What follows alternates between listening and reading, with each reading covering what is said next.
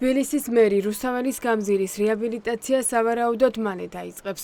ორთვიანი მცდელობის მიუხედავად რუსთაველის და მიმდებარე ქუჩების რეაბილიტაციის სურვილი მხოლოდ ორმა კომპანიამ, დინგ გრუპმა და Smart Solution-მა გამოთქვა. ოპერიდან თავისუფლებამდე მონაკვეთს ერთხელ უკვე მერიის მიერ დისკვალიფიცირებული კომპანია დინგ გრუპი გააკეთებს, რომელიც თავდაპირველად კალაძემ დოკუმენტაციის არასრულად მიწოდებისთვის დაიწუნა, მაგრამ მეორეჯერზე სხვა გზა აღარ დარჩა. დისკვალიფიცირებული კომპანია, რომელსაც კალაძემ არ ანდო ჭოველიძედან ჭავჭავაძემდე რუსთაველის რეაბილიტაცია, ეხლა გაიმარჯვა ტენდერში, რომელიც არის ჭავჭავაძის ქუჩიდან თავისუფლების მოედნამდე. მოუწევთ, რომ შევიდნენ დაპირისპირებაში იმ ხალხთან, რომელიც რუსთაველზე დგას, მათი ხელით ცდილობს რუსთაველის გაწმენდას, რაც ძალიან სამწუხაროა. რუსთაველის რეაბილიტაციის 4 ტენდერიდან თავდაპირველად 2 პრეცედენტის არარსებობის გამო ჩავარდა. დარჩენილ 2-ში კი ერთადერთი მსურველი შპს დინგ გრუპი იყო. ახლა სავარაუდოდ სწორედ დინგ გრუპი ჯამში 14 მილიონს აიღებს მთავარი საპროტესტო ადგილის გადასათხრელად და სამუშაოებს ორ ნაწილად გააკეთებს.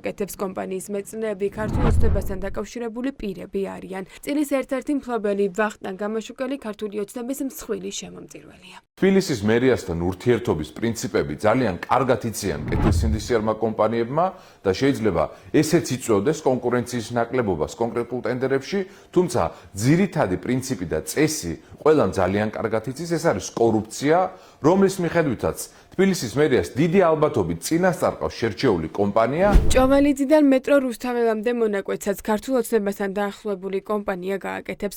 სამუშაოებზე პასუხისმგებელი Smart Solution-ი ოცნების დეპუტატის ბექა ოდიშარიას ქვისს უკავშირდება. ოდიშარიას ქვისლის კომპანიასთან უკვე ხელშეკრულების გაფორმება მიმდინარეობს, საიდანაც დეპუტატის ქვისლი 5 მილიონამდე აიღებს. რეაბილიტაციას აქვს ამ ვითარებაში ერთადერთი საფუძველი ხელი შეუშალოს მშვიდობიან მომიტინგეებს. ეს არის კიდევ ერთი პოლიტიკური რეპრესია, იმ ადგილის რეაბილიტაციის დაწყება და დისკომფორტის შექმნა, სადაც ცენტრალურად ვლინდება და ისმის ხალხის ხმა. რუსთაველის რეაბილიტაციის პროექტი, რა თქმა უნდა, უკავშირდება მიმდინარე სოციალურ პოლიტიკურ პროცესებს. ორი აზრი არ არსებობს, ეჭვგარეშეა თუ მანამდე პროექტები, ესე ვთქვათ, არ იყო დახვეწილი, მაშინ რა ეჩქარებოდათ? რატომ ეჩქარება ასე ძალიან? კალაძეს რუსთაველის გამზირის გადაცხრა და საპროტესტო კერის ადგილას მძიმე ტექნიკის შეყვანა.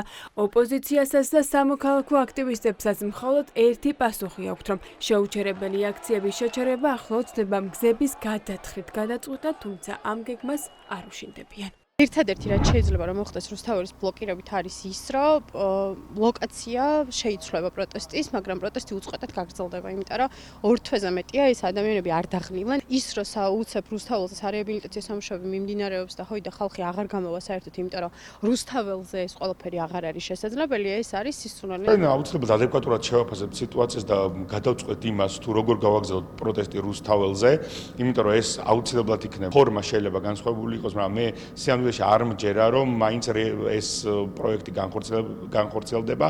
ძალიან დიდი ხანია უნდა და ამის გაკეთება, მაგრამ ეს მათთვის ძალიან დიდი ზიანის მომტანი იქნება. ჯერჯერობით უცნობია, როდის დაიწყება გზების რეაბილიტაციის სამუშაოები.